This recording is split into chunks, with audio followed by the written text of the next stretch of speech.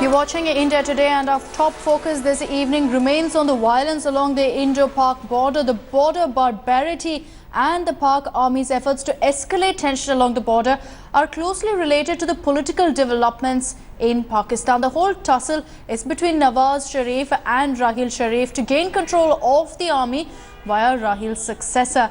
Nawaz Sharif, already having been deposed once in a coup, wants someone close to him installed as the next army chief. In an effort to counter the Prime Minister's efforts, the Pakistani army is now subtly supporting Imran Khan's political movement against Nawaz to send a strong message to the civilian administration. The escalation now in the ceasefire violations by the Pakistani army is part of that exact same strategy for Raheel to be able to present a strong front back home and gain further autonomy to dictate the equation with India.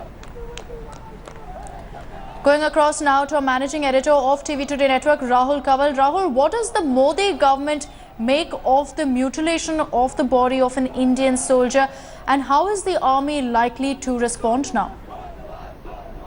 At the highest levels, the Modi government taking stock of the escalation by the Pakistani army along the line of control and the international boundary. Make no mistake, what we've seen in the past 48 hours has taken this entire confrontation one step up the escalation ladder. We're back to the pre-2013 days when mutilating bodies, beheading soldiers was a fairly common occurrence along the line of control.